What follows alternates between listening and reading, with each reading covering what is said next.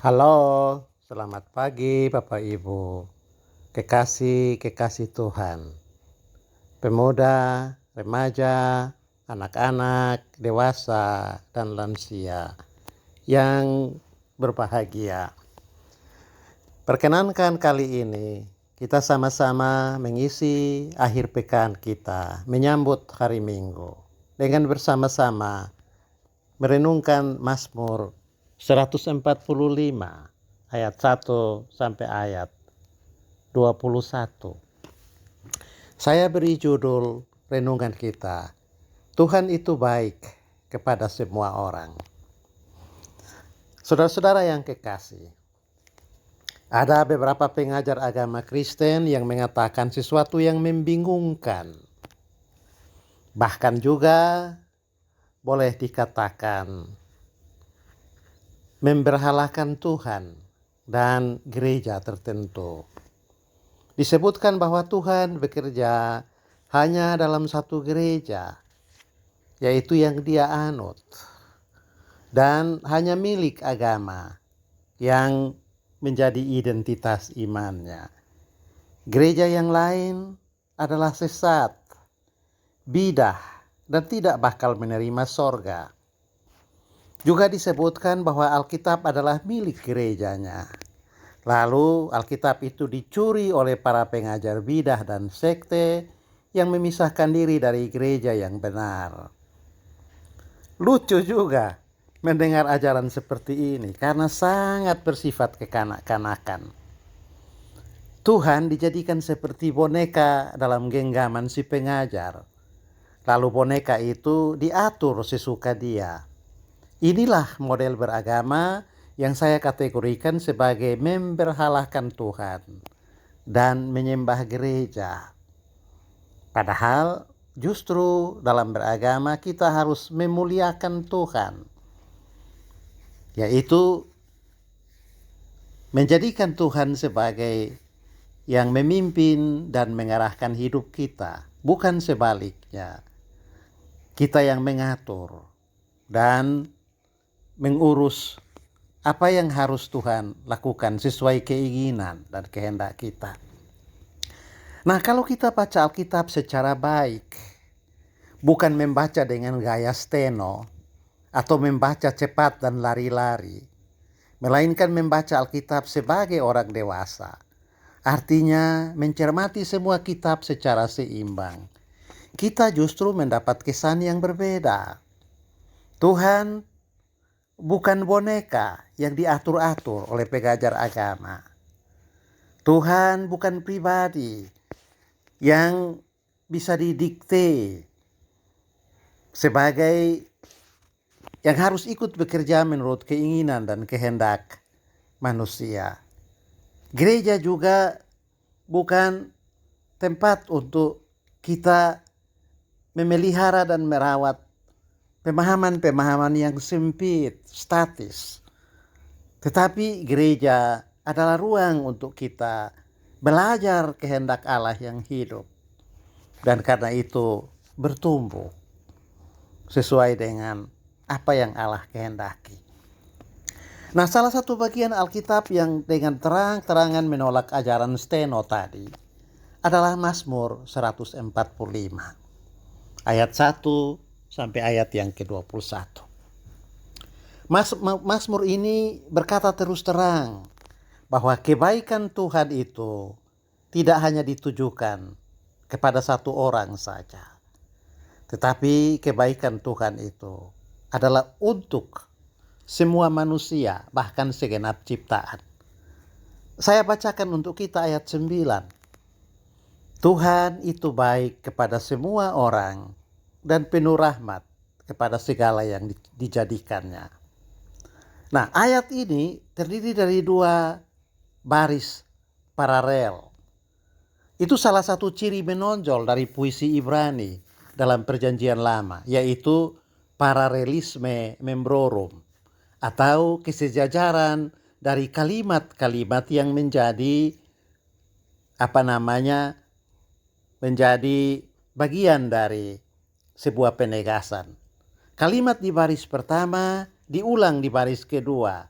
Tentu dengan tujuan untuk menegaskan arti yang sudah ditegaskan di ayat pertama, atau juga bisa memperluas arti dari yang disebutkan dalam baris pertama. Nah, baris pertama katakan begini, Tuhan itu baik kepada semua orang. Kalau berhenti membaca di baris pertama saja, bisa muncul pengertian yang dipersempit, yakni orang yang menerima kebaikan Tuhan itu terbatas, yaitu orang dari agama kita atau dari gereja kita saja. Nah, untuk menghindari pengertian yang sempit itu, makanya penulis Mazmur 145 membuat lagi baris kedua, baris paralel, yang bunyinya tadi sudah kita sebut itu, yang penuh rahmat kepada segala yang diciptakannya.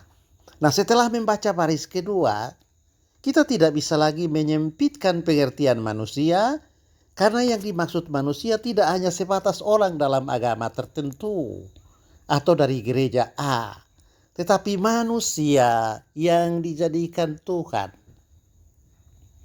Manusia yang ditemukan baik dalam agama A, gereja B, denominasi C, atau aliran kepercayaan D. Nah, di ayat 10 dari Mazmur 145, sifat universal dari kebaikan Tuhan kembali ditegaskan. Saya bacakan lagi ayat yang 10. Segala yang kau jadikan itu akan bersyukur kepadamu, ya Tuhan. Jadi, syukur kepada Tuhan atas kebaikan tidak hanya terdengar dari anggota agama A atau umat gereja B. Semua yang Tuhan jadikan akan bersyukur. Bahkan termasuk burung, pohon, tanah, air, udara, dan lain-lain.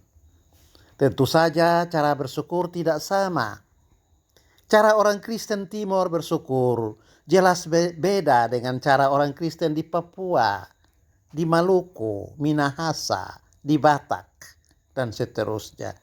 Di Timor, bersyukurnya dilakukan dengan melakukan pedoa, lego-lego, atau bonet. Di Papua, Pace dan Mace bersyukur dengan bikin pesta bakar batu. Pokoknya tiap bangsa, suku, bahasa, dan budaya bersyukur untuk kebaikan Tuhan dengan cara yang paling mereka sukai dan mereka nikmati. Nah, mengatakan bahwa Tuhan hanya membuka sorga bagi orang tertentu, seperti yang diajarkan pengajar-pengajar teologi steno dan iman karbitan, sangat tidak cocok dengan Mazmur 145. Ajaran yang mengkerilkan Tuhan dan kebaikannya hanya dalam agama A atau gereja B itu naif dan rasis. Pemahaman seperti itu sangat berbahaya dan dapat merusak harmoni di tengah-tengah masyarakat majemuk. Harmoni yang justru menjadi salah satu ciri dari relasi di dalam Allah Tritunggal. Keharmonisan hubungan Bapa, Anak, dan Roh Kudus menjadi model bagi keharmonisan hubungan manusia yang berbeda-beda itu.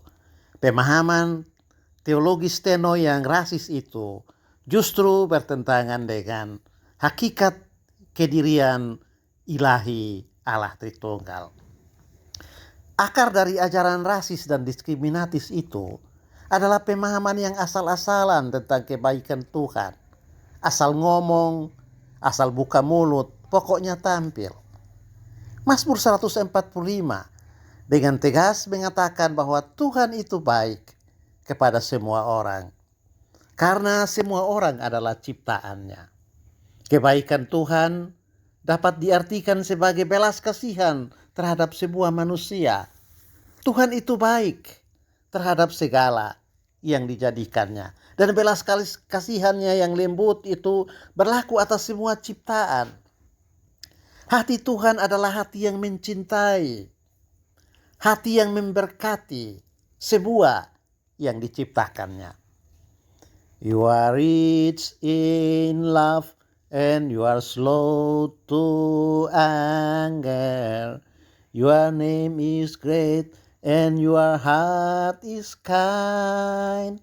For all your goodness, I will keep on singing. 10,000 reasons for my heart to find. Itu dia alasannya. Kebaikan Allah disyukuri oleh semua ciptaan. Kalau kita ingat, Bapak Ibu Saudara-saudara, ada ketentuan universal yang dibuat untuk kebahagiaan ciptaan. Dan ketentuan itu ditetapkan oleh Allah. Allah tidak menolak atau berkeinginan untuk membuang yang lemah, yang bersalah, dan yang menderita. Tapi justru sebaliknya, Tuhan justru sangat bersedia menerima kembali mereka yang telah menyimpang darinya, mengampuni mereka yang bersalah, memulihkan kembali mereka yang tersesat, mengampuni dan melupakan kejahatan dan pelanggaran yang mereka lakukan, lalu menghapus air mata dari orang-orang yang bersedih dan berduka atas kelemahan dan kegagalannya. Yesus tunjukkan aspek ini dengan sangat kuat dalam perumpamaan yang menyentuh hati, yaitu perumpamaan tentang anak yang hilang. Nah, Mazmur 145 adalah sebuah pujian yang dibuat dalam bentuk nyanyian bagi kebaikan Allah untuk semua orang. Nyanyian dalam bentuk pujian itu sama seperti pasal-pasal lain dalam kitab Mazmur. Tetapi tentu ada beda. Pujian yang ditunjukkan dalam Mazmur 145 dengan di pasal-pasal yang lain. Perbedaan itu yang jarang diketahui, tetapi yang sangat penting dan berguna untuk kita pakai sebagai senjata menolak sikap beragama yang arogan dan pemahaman iman yang sempit dan kekanak-kanakan, seperti yang diajarkan oleh para teolog steno dan pengajar agama karbitan. Karena ada yang unik dari Mazmur 145, maka Persekutuan Gereja-Gereja di Indonesia dan Konferensi Wali Gereja Indonesia di tahun 2009 memakai Mazmur 145 sebagai satu rujukan untuk menyusun pemberitaannya dalam perayaan Natal nasional. Rujukan yang dipakai itu tertulis dalam ayat yang ke-9 dan ke-10. Tuhan itu baik kepada semua orang dan penuh rahmat kepada segala yang diciptakannya. Yesus juga mengatakan hal yang sama di Matius 5 ayat 45. Mari kita baca lagi bersama-sama. Karena dengan demikianlah kamu menjadi anak-anak Bapamu di sorga, yang menerbitkan matahari bagi orang yang jahat dan orang yang baik, dan menurunkan hujan bagi orang yang benar dan orang yang tidak benar. Perhatikan baik-baik Bapak Ibu, saudara-saudara, pemuda, remaja, anak-anak, dan lansia. Tuhan tidak diskriminatif. Tuhan tidak memakai standar ganda. Tuhan tidak pilih kasih. Semua orang adalah anak-anaknya. Di salah satu bagian dalam Perjanjian Lama, yakni Yesaya 49 ayat 15, Tuhan berkata kepada Nabi Yesaya, "Dapatkah seorang perempuan melupakan bayinya, sehingga ia tidak menyayangi anak dari kandungannya?